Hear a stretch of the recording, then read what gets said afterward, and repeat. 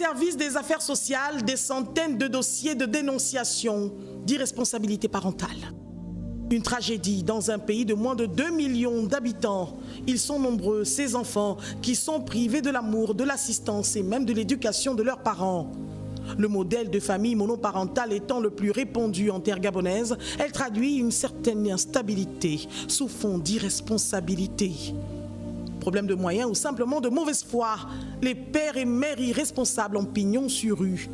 Loin de vouloir stigmatiser le genre masculin, mais les différentes dénonciations montrent que les femmes sont les plus exposées. Celles qui élèvent leurs enfants seules, parfois sans revenus, ces braves femmes qui ont eu la maladresse de donner des enfants à des hommes irresponsables, des garçonnets adultes d'apparence, voire vieillissants en âge, mais avec des techniques de roublardise, des schématiseurs qui savent enceinter, mais pas s'en occuper. De nos jours, ceux qui détiennent le brassard de ces actes honteux, ce sont les hommes mariés.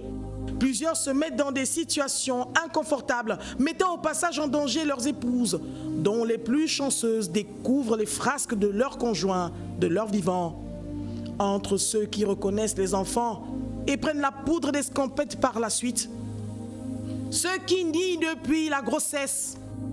Oups, on a failli oublier les hommes puissants, ceux qui usent de trafic d'influence pour se soustraire de leurs obligations, ceux qui démissionnent de leur rôle parental sans être inquiétés, qui circulent librement, accumulant les victimes de leur malhonnêteté, leur irresponsabilité.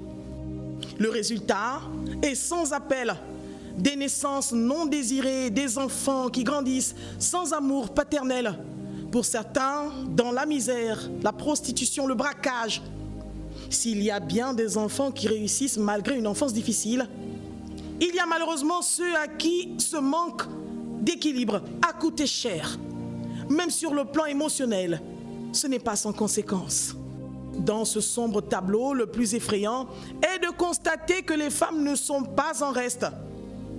Les mères irresponsables, celles qui pour des raisons fallacieuses abandonnent leur progéniture, celles qui utilisent leurs enfants comme moyen de pression pour faire du chantage émotionnel aux pères de leurs enfants.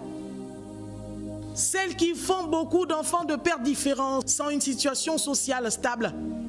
Celles qui ont pris le malin plaisir de faire la manche, imposant leurs charges à ceux qui sont de très loin responsables de leur vie sexuelle jugée désordonnée.